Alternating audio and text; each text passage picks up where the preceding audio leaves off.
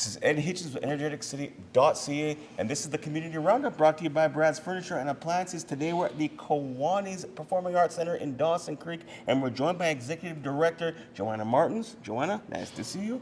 I understand you guys are going to be holding the Peace Arts Festival in Dawson Creek in June. Why don't you tell us a little bit more about it? Yeah, so we have been working with a bunch of our community members to host our very first community arts festival, which is the Peace Arts Festival.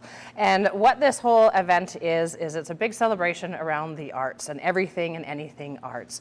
We really wanted to come together as a whole community to really celebrate that. And so this is a really neat approach to the event where it's a decentralized event. There's not one venue, but many venues that are taking place and are partaking. So we get to include all sorts of spaces for people to explore. So one of our venues, of course, will be here at KPAC, where over that weekend we'll be hosting a series of different films, starting with some films that'll be happening Friday evening with Trina Gower is going to be premiering her People for the Peace film. Saturday goes into a bunch of films that we have produced locally here by Mac Woods and Rob Brown, and then we're going to do some short films on the Sunday. We also have a multitude of different events and workshops that are taking place, like our community band is going to be hosting a squeak and squawk event for folks to get to try instruments. We have different workshops that are happening outside of our building into the downtown area, where we have our gardening club that are going to be hosting different gardening workshops, learning how to make different garden art. We have a beautiful artist in our community, Kaylee Oldershaw, that has painted or is painting a big beautiful mural that will be placed downtown as well, that people will be able to take photos and get their photos done. And then if you travel a little further from our center up the street, then you'll head to the art gallery, and over at the art gallery they're going to be hosting a number of, again, workshops and events there, starting with, a paint and sip, where you'll be able to go there and do some painting with Melissa Clausen, to the kids classes that they'll be offering throughout the whole weekend.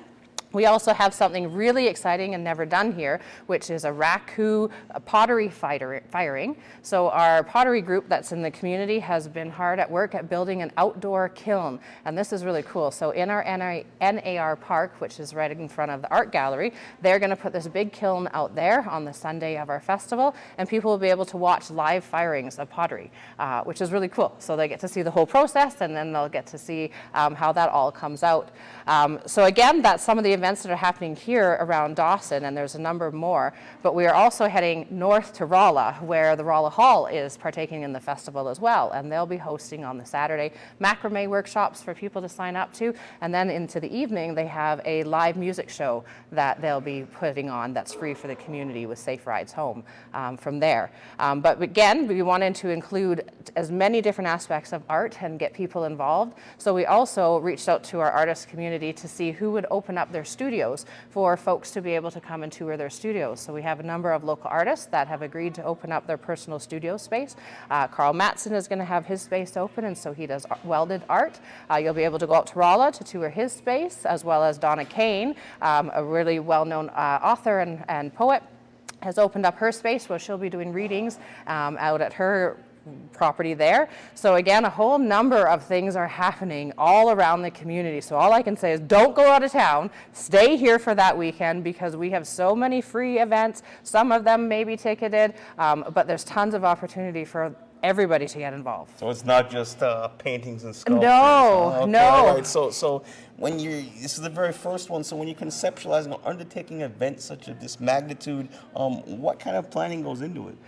It's been quite, a job in planning this event, because there's so many moving parts to it. But we started planning way back in September. I mean, it's kind of been an idea that I've been holding in my mind for a while now and waiting for the right time for it to develop. But we pulled a group of community members together in September, and since September we have been meeting monthly to kind of produce what is our first festival. But of course, we're starting from the ground up, where we didn't even have a name or what weekend were we going to do and all of this. So it's been really cool to be working with the community in truly, growing this event in what is a community event by the community.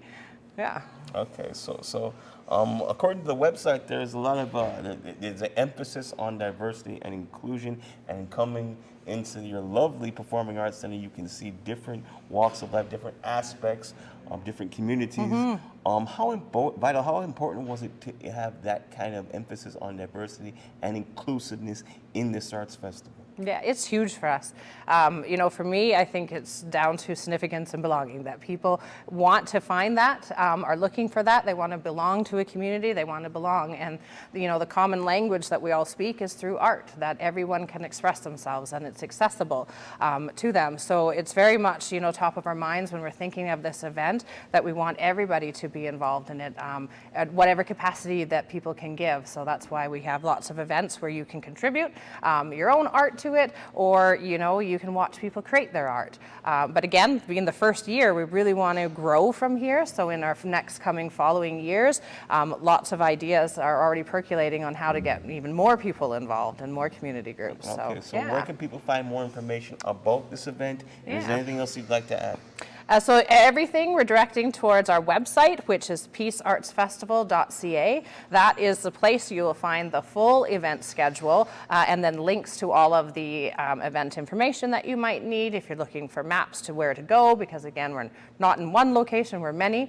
It's all there on the website. It's a very easy to follow website, so always be checking that. Again, contact information is there. They can reach out to us if they have ideas. And again, as we grow and move forward, then keep watching our site, because we'll be adding more and more stuff over the coming years. Okay, that's all the questions I have. Johanna, thank you very much for Thank the time. you. This has been Ed Hitchens with Energeticcity.ca for the Community Roundup. And once again, the Community Roundup is brought to you by Brad's Furniture and Appliances.